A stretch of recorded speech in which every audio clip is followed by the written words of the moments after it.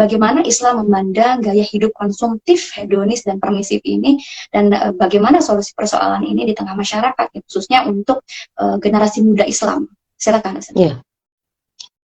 Kalau yang dimaksud dengan gaya hidup konsumtif itu berarti mendewa-dewakan hawa nafsu untuk membeli ini itu, ya, sampai kemudian pokoknya ikut trennya saja, apa yang sedang jadi ukuran keviralan dan dianggap kemuliaan oleh masyarakat, sekalipun kemudian di situ tidak ada mempertimbangkan halal haram sedikit pun. Kalau kemudian yang dimaksud dengan gaya hidup hedonis itu adalah senang-senang saja, gitu ya. Jadi, menganggap hidup ini adalah hanya untuk cari senang saja, merasa bahwa tidak akan ada pertanggungjawaban dari apapun yang dia lakukan. Kalau senang-senang saja kan lebih menyenangkan gonta-ganti pasangan daripada hanya satu pasangan, lebih menyenangkan makan semua hal daripada makan hanya pilih-pilih yang halal kan gitu ya. Lebih menyenangkan macam-macam gitu ya. Nah, kalau kemudian hedonis itu artinya itu ya pokoknya senang-senang saja seperti itu, tidak ada halal haram. Nah, permisif itu artinya serba boleh kan, nggak pakai kemudian ada aturan yang dipakai di situ. Karena menganggap kebebasan keinginan personal atau perorangan itu adalah hak asasi manusia yang tidak boleh diganggu-gugat, bahkan oleh sang penciptanya sendiri gitu ya. Yang punya otoritas atas tubuhku itu adalah aku, sehingga saya mau memakai baju seperti apa itu adalah terserah aku gitu ya. Tidak membutuhkan izin dari orang tua, bahkan tidak membutuhkan ini Tuhan saya yang memberi saya hidup, setuju apa enggak gitu kan, maksudnya begitu. Maka kalau itu kemudian kita timbang dengan sudut pandang Islam, bagaimana sebenarnya itu? Ya tentu saja itu haram, tentu saja itu bukan gaya hidup seorang muslim ya. Maka kalau kemudian apa yang harus dilakukan kalau hari ini masih ada muslimah seperti itu? Coba saya ingin mengajak anak-anak saya, generasi-generasi muda muslim ini, murid-murid saya, siapapun yang kemudian menyimak perbincangan kita pada malam hari ini, cari tahu, temukan jati dirimu. Kamu itu siapa? Kamu mengaku hidup, gitu ya misalnya. Kita mengaku kita itu hidup. Orang hidup, sesuatu yang hidup dengan sesuatu yang tidak hidup atau mati, itu jelas berbeda. Kalau kemudian kita mengaku hidup, tetapi ternyata dari selama kita itu sudah mulai menyadari bahwa saya itu hidup, itu ternyata isi hidup kita itu adalah hanya kesana kesini mengikuti apa yang menjadi tren ya. Oh, untuk make up seperti ini gayanya, untuk baju seperti ini, untuk tas seperti ini, untuk sepatu seperti ini, untuk cara bergaul seperti ini, semuanya ikut arus. Termasuk ketika kemudian hari ini orang ngejar untuk ikut lihat Blackpink, hari ini orang mengejar untuk lihat ada konsernya Suga ya. Kalau di sini ada Coldplay hari ini main juga, dia ikut-ikutan.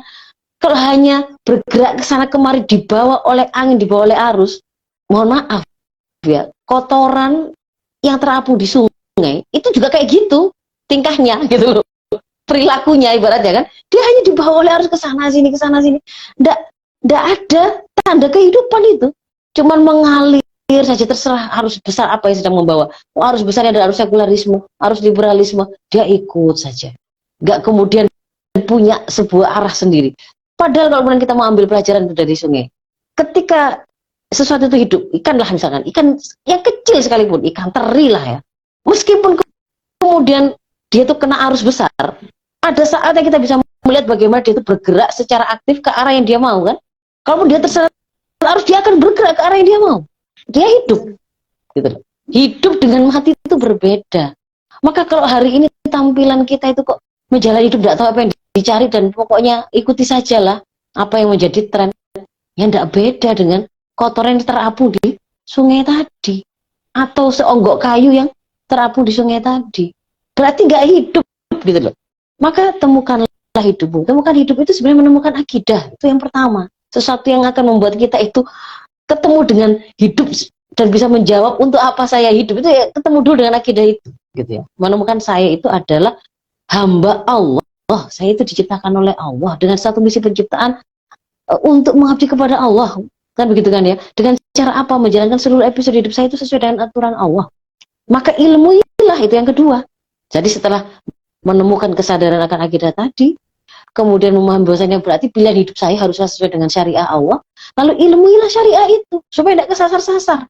Ketika kemudian kita sudah mengilmui apa yang menjadi tuntunan hidup kita, kan kita seperti dituntun oleh lampu, oleh petunjuk kan begitu kan ya. pemahaman yang kita punya tadi itu akan juga mempengaruhi perasaan yang kita punya. Maka kalau kemudian kita tadi itu sudah melengkapi generasi muda muslim ini tadi itu melengkapi dirinya dengan pemahaman-pemahaman bagaimana menjalani hidup sesuai dengan tuntunan Allah, sesuai dengan syariahnya, terbentuklah pemahaman itu akan mencetak kita memiliki perasaan yang selaras dengan pemahamannya. Kalau kita memahami zina itu haram, maka kita akan benci kepada perzinahan. Kita tidak ridho ada perzinahan itu di tengah-tengah masyarakat kita, mau siapapun pelakunya, kan begitu kan ya. Kalau kemudian kita menganggap pencurian, korupsi itu haram secara pemahaman, maka rasa kita, saya juga nggak ridho kalau kemudian uang rakyat itu dimakan oleh si pejabat itu, nggak ridho, nggak suka, nggak senang. Jadi, nah, maka nanti itu tidak akan kita temukan generasi muda muslim, tapi rasanya perasaan itu terus mencintai, merasakan, menikmati keharuman, ya, hiburan tadi itu seandainya pun bersih dari segala hal yang haram, itu hukumnya itu adalah mubah, gitu loh. Kita berbicara kalau itu udah ada keharuman ya jelas berarti hiburan itu posisinya itu bagi Islam itu mubah, dia hiburan itu boleh diambil boleh enggak. Dan ketika kemudian kita memahami bahwa hidup ini itu adalah bukan di sini ujung dari perjalanan kita, hidup selama-lamanya itu adalah di akhirat, perjalanan terakhir, kenikmatan hakiki, tidak ada yang lebih besar dari itu adalah surga, dan kerugian terbesar itu adalah neraka.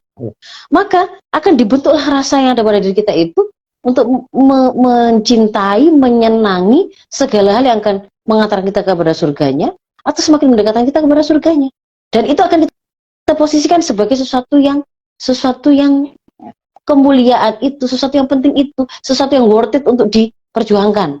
Nah kalau hari ini itu kan karena tidak paham itu, rasa itu juga kemudian keliru kan, akhirnya dikiranya gitu ya menjadi fandom garis keras itu, terus itu perjuangan.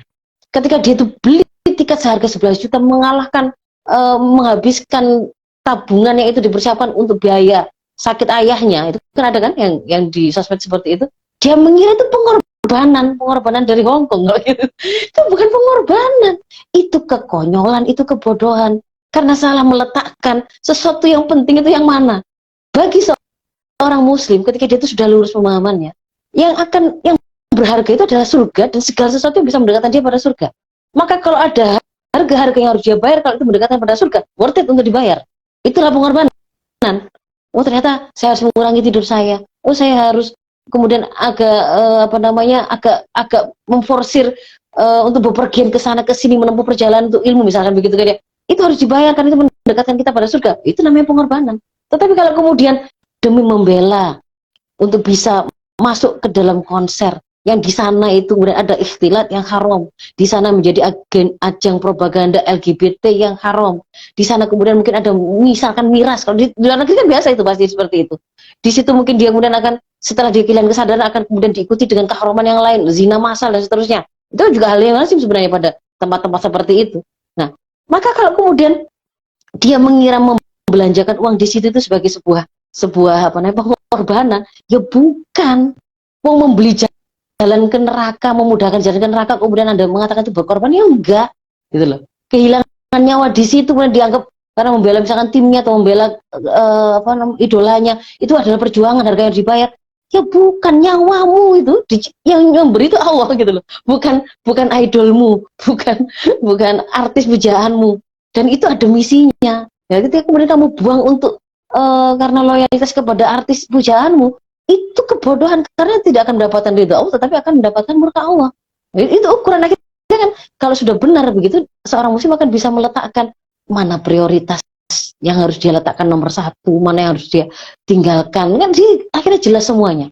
Maka kuncinya itu bagi seorang muslim adalah kembalilah pada syariah, kenali bahwa kamu itu muslim. Ketika kamu mengatakan kamu itu muslim, identitas itu punya makna yang dibawa, bukan sekedar lip sync gitu ya. Bukan hanya lip service, itu ada maknanya. Maka pahami, kenali jalan hidupmu. Nanti di situ akan dituntun, maka akan kemudian sampai dituntun sampai pada tataran perasaan.